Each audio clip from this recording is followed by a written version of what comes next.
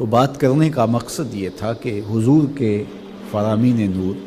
ہمارے لیے مکمل، کامل اور اکمل رہنمائی ہیں، موصل اللہ ہیں، منزل تک پہنچانے والے ہیں، مقصود شریعت ہیں، اور ہم حضور کے بتائے ہوئے طریقے کے مطابق اگر زندگی گزارتے ہیں تو اس کا عملی نتیجہ وہی ہے جو بتایا گیا ہے۔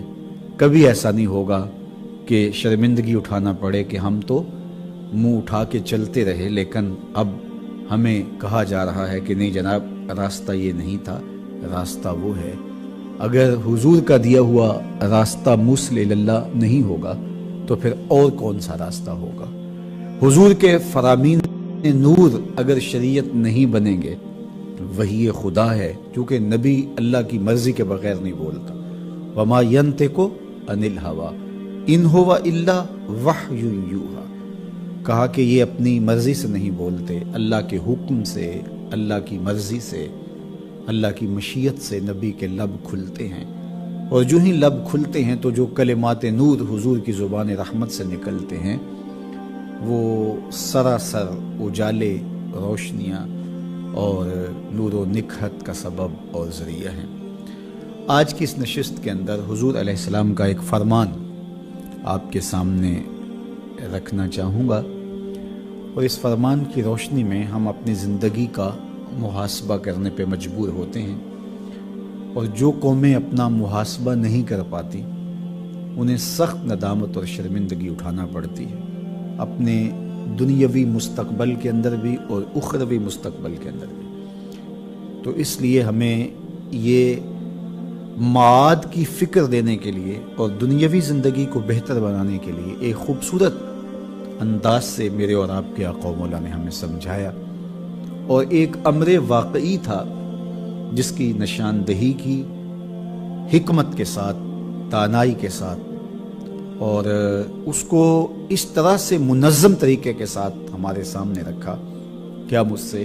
اپنا محاسبہ کر سکتے ہیں۔ حضرت معاذ بن جبل رضی اللہ تعالی عنہ کی مرویات سے ہے، کہتے ہیں کہ قال رسول اللہ صلی اللہ علیہ وآلہ وسلم،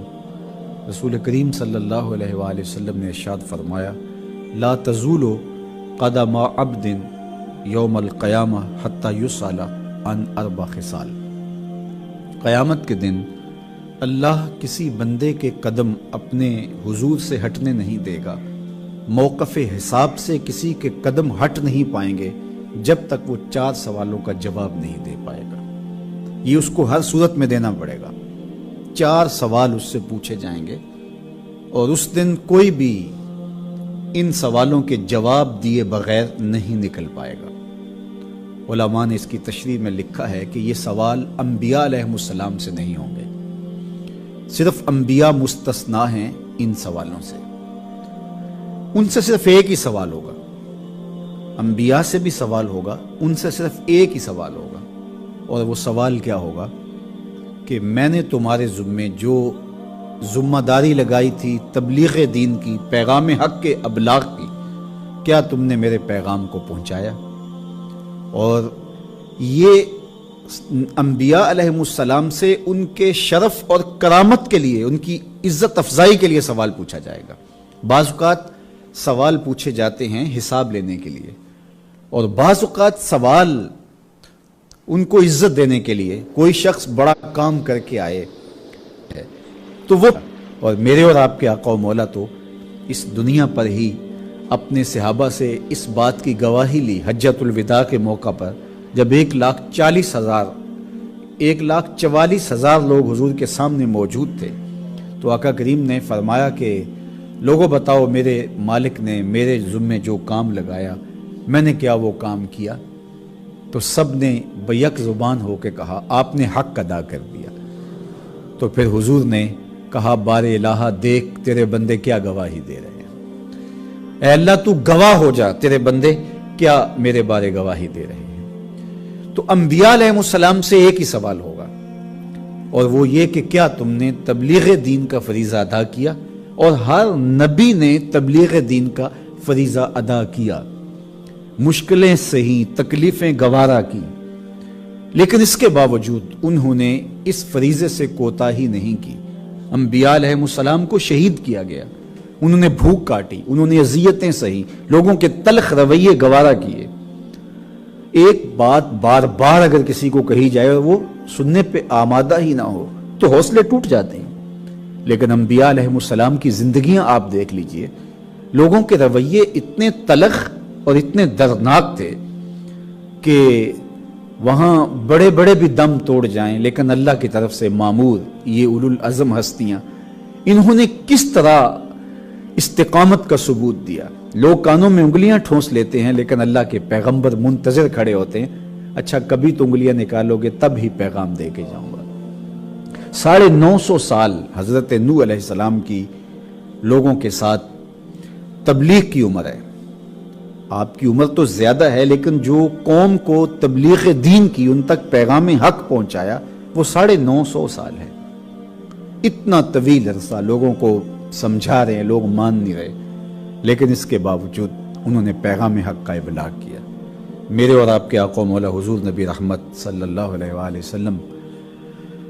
فرماتے ہیں قیامت کے دن بعض انبیاء علیہ السلام تشریف لائیں گے، ان کے ساتھ صرف ایک امتی ہوگا،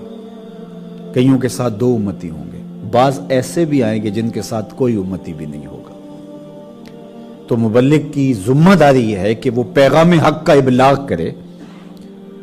یہ لازم نہیں ہے کہ کوئی اس کی دعوت کو قبول بھی کرے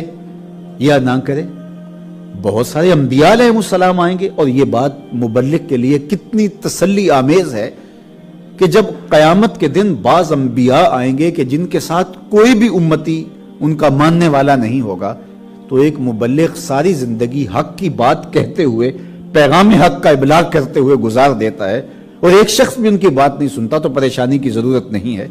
یہ تو انبیاء علیہ السلام جو اللہ کی تائید کے سائے میں زندگی گزارتے ہیں، اور ان کی زبان اور ان کا لہجہ اللہ کا ودیت کردہ خاص لہجہ اور اللہ کے حکم سے معمور من اللہ، لیکن وہ بھی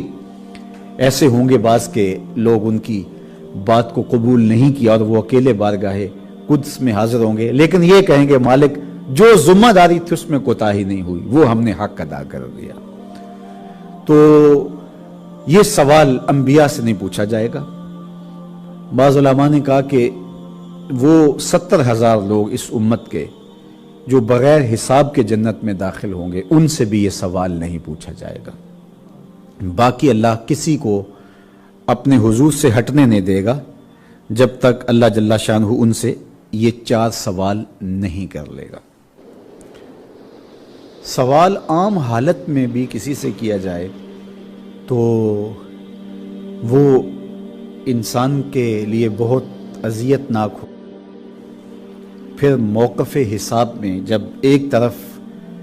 جہنم اور ایک طرف جنت، اور یہی فیصلہ ہوگا کہ یہ فی ھذا الرجل 3 سوال پوچھ لیے گئے ہیں، اور اس کے عمل کیسے ہیں اللہ جانتا ہے۔ تو جنت اور دوزخ کا فیصلہ یہی کر دیا جائے، حشر کا میدان نہ لگے۔ اللہ کو تو علم ہے کس نے کیا کمایا، اور یہی اس کے دائیں ہاتھ میں یا بائیں ہاتھ میں اس کا اعمال نامہ دے دیا جائے، اور جنتی جنت میں چلے جائیں، جہنمی جہنم میں چلے جائیں۔ اتنا بڑا میدان لگے گا، 50,000 سال کا دن ہوگا، داروگیر کے وہ لمحے، سورج کا رخ سیدھا، سورج بالکل قریب آ جائے گا، لوگ خوف سے کانپ رہے ہوں گے۔ تو اس دن عدالتوں سے بچ نکلتے ہیں، اپنی چالاکی کی نظروں میں اچھے ہوتے ہیں، اثر و رسوخ سے، اپنے مال سے، اپنے تعلقات سے بچ جاتے ہیں، مظلوم کی داد رسی نہیں ہوتی، ظالم ظلم کرنے کے باوجود